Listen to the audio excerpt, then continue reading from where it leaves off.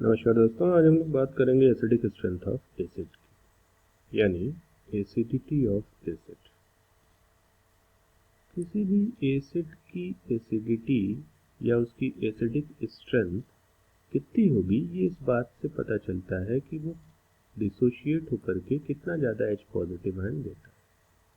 हम जानते हैं कि एसिड वो सब्सटेंस है जो किसी रिएक्शन में H पॉजिटिव आयन रिलीज करता है, ऐसा ब्राउनस्टेड ने कहा। और आर्हेनियस कॉन्सेप्ट भी यही करता है कि एक्वस कंडीशन में जो H पॉजिटिव आयन देते हैं उसको क्या कहते हैं, एसिड कहते हैं।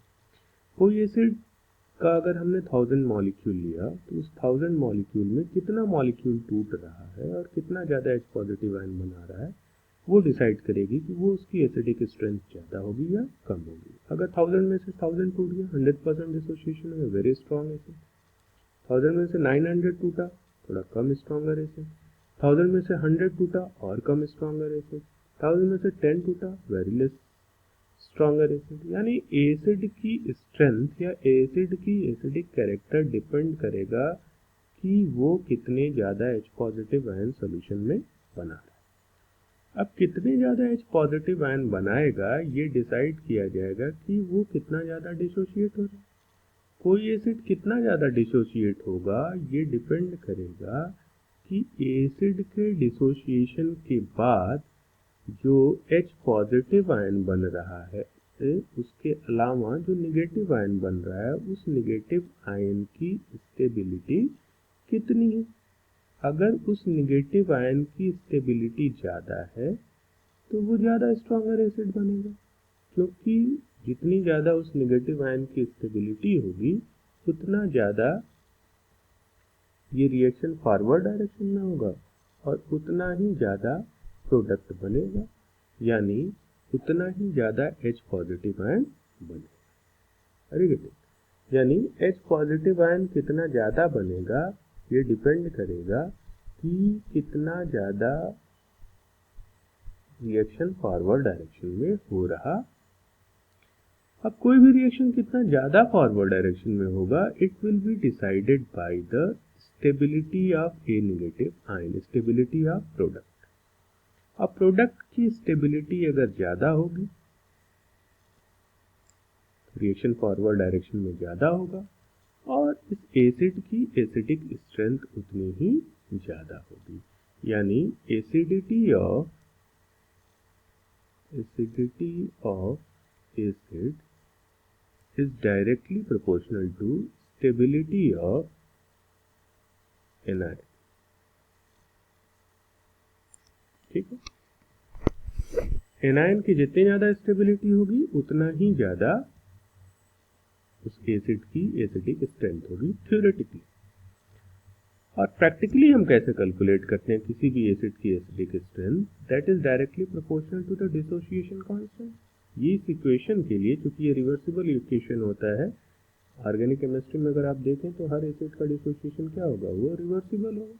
तो अगर हम रिवर्सिबल कंडीशन देखते हैं तो ये Ka जो होगा, जितना ज़्यादा होगा उतना ही रिएक्शन फॉरवर्ड डायरेक्शन में होगा, और जितना रिएक्शन फॉरवर्ड डायरेक्शन में होगा उतनी ही ज़्यादा इसकी क्या होगी, एसिडिक स्ट्रेंथ होगी, या उतना ही ज़्यादा H पॉजिटिव आयन बनेगा। तो acidity of acid is directly proportional to the Ka value, या is inversely proportional to the pKa value. यानी pKa वैल्यू जितनी कम होगी एसिडिक स्ट्रेंथ उतनी ज़्यादा होगी। तो प्रैक्टिकली हम किसी भी एसिड की एसिडिक स्ट्रेंथ उसके Ka और pKa वैल्यू से डिसाइड कर लेते हैं। This is the final result कि अगर Ka या pKa वैल्यू दी है, जिसका pKa जितना कम होगा वो उतना ज़्यादा स्ट्रॉन्गर एसिड होगा, जिसका Ka जितना ज़्यादा होगा वो उतना ज़्यादा स्ट्रॉन्गर एसिड। थ्योरेटिकली अगर हमको कंपेयर करना हो, प्रैक्टिकल डाटा वी डोंट है, तो थ्योरेटिकली हम स्टेबिलिटी ऑफ एनायन से कंपेयर करेंगे। इससे हमें ये नहीं पता चलता कि कितना ज़्यादा है, मतलब एक आइडिया हो जाता है कि ये ज़्यादा स्ट्रॉन्गर एसिड होगा, ये कम स्ट्रॉन्गर एसिड होगा, and that is decided by the stability of anion. Okay, अब हम देखेंगे कि इसको अप्लाई करके देखेंगे कि कोई भी एसिड 2-3 एसिड्स या 4 एसिड में कंपेयर करके हम निकालेंगे कैसे पता चलेगा कि कौन एक स्ट्रॉन्गर एसिड है, कौन एक वीकर एसिड। जैसे हम अगर कंपेयर करें acidity of alcohol water and phenol. Okay. So acidity of alcohol, water and phenol का जो ऑर्डर होता है वो ऑर्डर ऐसा होता है, फिनॉल ज़्यादा स्ट्रॉन्गर एसिड है, फिर उससे कम स्ट्रॉन्गर वाटर है, फिर उससे कम स्ट्रॉन्गर एल्कोहल है। और अगर एल्कोहल में भी देखें तो 3 डिग्री सबसे कम होगा, फिर 2 डिग्री एल्कोहल होगा, फिर 1 डिग्री एल्कोहल। ऐसा क्यों होता है जरा हम देखते हैं कि क्यों एल्कोहल, वाटर और फिनॉल में फिनॉल ज़्यादा एसिडिक है और एल्कोहल सबसे कम एसिडिक है। यही बेसिक कॉन्सेप्ट हम अप्लाई करेंगे। बेसिक कॉन्सेप्ट क्या कहता है कि अगर मेरे पास कोई एल्कोहल है, सपोज आई हैव CH3OH, तो CH3OH डिसोशिएट करेगा, it will form H positive and OH negative, sorry it will form H positive and CH3O negative, CH3O negative. This is called alkoxide.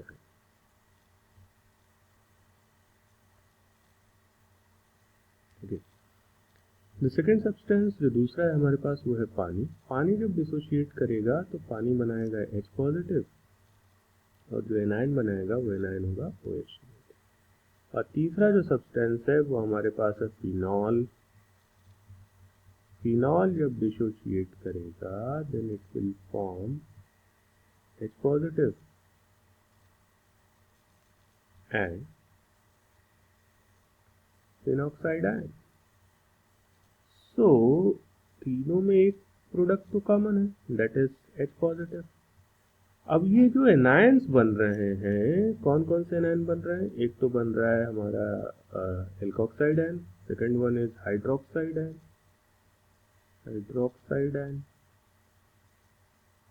And third one is phenoxide ion. तो phenoxide ion, alkoxide ion और hydroxide ion की stability decide करेगी कि कौन stronger acid होगा। अब जो anion होते हैं, anion they are less stable और दे आर अनस्टेबल। क्यों? क्योंकि उनके पास नेगेटिव चार्ज होता है। अगर कोई उसके नेगेटिव चार्ज को बढ़ा दे तो वो एनायन की स्टेबिलिटी को बढ़ा देगा, सॉरी एनायन की स्टेबिलिटी को घटा देगा, और कोई नेगेटिव चार्ज को घटा दे तो उस एनायन की स्टेबिलिटी को बढ़ा दे। अब हम जरा देखते हैं कि OH नेगेटिव में O के ऊपर नेगेटिव चार्ज है और इस O के नेगेटिव चार्ज को H जो है वो न तो इलेक्ट्रॉन डोनेटिंग ग्रुप में काउंट होता है, न तो इलेक्ट्रॉन विड्रॉइंग ग्रुप में काउंट होता है, तो न तो स्टेबलाइज कर रहा है न तो डिस्टेबलाइज कर रहा है। लेकिन अगर यहाँ पे एल्किल ग्रुप लग गया तो alkyl group electron donating group है, तो ये इसकी स्टेबिलिटी को क्या कम कर देगा? घटा देगा। यानी OH और एल्कोक्साइड में OH ज़्यादा स्टेबल है, इसलिए OH की एसिडिक स्ट्रेंथ क्या होगी? ज़्यादा होगी। अब एल्कोहल में अगर 1 डिग्री, 2 डिग्री, 3 डिग्री एल्कोहल ले लें, suppose I have 1 degree alcohol, तो 1 डिग्री एल्कोहल में जो डोनेटिंग ग्रुप है वो एक ही एल्किल ग्रुप है। 2 डिग्री एल्कोहल अगर हमारे पास है तो 2 एल्किल ग्रुप डोनेटिंग ग्रुप होंगे, और अगर 3 डिग्री एल्कोहल है तो 3 डोनेटिंग ग्रुप होंगे। तो जितना ज़्यादा डोनेटिंग ग्रुप होंगे उतनी कम इसकी स्टेबिलिटी होगी, यानी ये उतना ज़्यादा इसके नेगेटिव चार्ज को बढ़ा देंगे, उतनी स्टेबिलिटी इसकी क्या कर देंगे? घटा देंगे। यानी this will be the least stable, और सबसे ज़्यादा क्या होगा? 1 डिग्री होगा। यानी 1 डिग्री की एसिडिटी ज़्यादा होगी, फिर 2 डिग्री की होगी और फिर 3 डिग्री की। यानी अल्कोहल और फिनॉल, अल्कोहल में 1 डिग्री सबसे ज़्यादा, फिर 2 डिग्री, फिर 3 डिग्री, और वाटर से कम होते हैं अल्कोहल एसिडिक। अब अगर हम फिनॉल की बात करें, फिनॉल के फिनॉक्साइड आयन की बात करें, तो फिनॉक्साइड आयन जो है इसका नेगेटिव चार्ज जो है वो रेजोनेंस स्टेबलाइज्ड है। यानी अगर आप देखेंगे तो यहाँ पे ये नेगेटिव चार्ज है और this negative charge is in resonance with the benzene ring, तो इसके रेजोनेटिंग स्ट्रक्चर्स बनेंगे। अब कैसे रेजोनेटिंग स्ट्रक्चर्स बनेंगे जरा हम देखते हैं कि इसके बॉन्ड्स को जरा हम दिखाएंगे तो पता चलेगा कि रेजोनेटिंग स्ट्रक्चर्स कैसे बनेंगे। इसके बॉन्ड को मैं जरा दिखाता हूँ कि ये बॉन्ड, 3 जो बॉन्ड होंगे, तीनों बॉन्ड ऐसे होंगे इसके alternate, like this. Okay,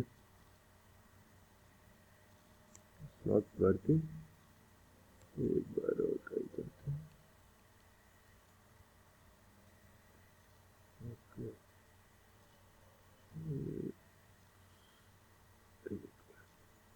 and now it has started working.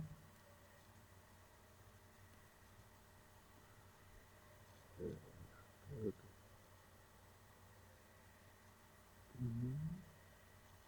Okay, let's take pen, and this is the writing pad. Now it will start working. Okay. So अभी क्या हुआ कि ये फिनॉक्साइड आयन है, अब फिनॉक्साइड आयन रेजोनेंस करेगा, ये अपना लोन पेयर इस रिंग के अंदर डिस्पर्स कराएगा, like this, you will get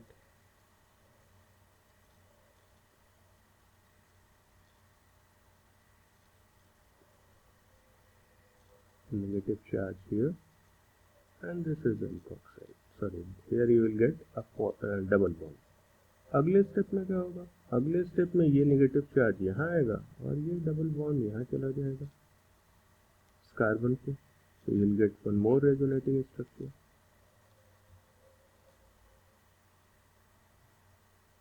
So this will be the resonating structure of phenoxide and one more resonating structure. In the next resonating structure, this lone pair will come between these two carbons और ये bond टूट जाएगा, तो अगला आपको मिलेगा ये structure मिल जाएगा,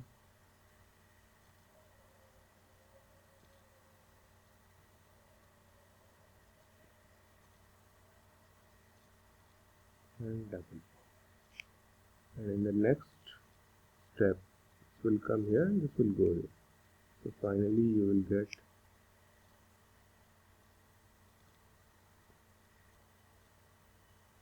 one bond here, one bond here, one bond here, and four negative. So you will get 5 resonating structures of phenoxide ion. So since phenoxide ion is resonance stabilized, so it will be more acidic. Okay, it will be more stable. It will be more stable. That's why phenol is more acidic than alcohol and water. So order is 3 degree alcohol, 2 degree alcohol, 1 degree alcohol. What is the exact order? 3 degree alcohol, 2 degree alcohol, 1 degree alcohol, and then water, and then 3 degree alcohol, order is 3 degree, then 2 degree, then 1 degree, then water, and then phenol. Okay, if we talk about the pKa values, तो हम लोग जरा बात करते हैं pKa, क्योंकि pKa जिसका जितना ज़्यादा कम होगा वो उतना ज़्यादा स्ट्रॉन्गर एसिड होगा। तो अगर हम pKa वैल्यूज़ की बात करें तो pKa वैल्यू फिनॉल का approximately the pKa value of phenol is 10, water is 14, and the alcohols they are near about 15. Okay, so the least acidic is alcohol on the basis of pKa value also, and phenol is the most acidic. So that was all about the acidity. In the next topic we will talk about the acidity of phenol and carboxylic acids. Thank you very much.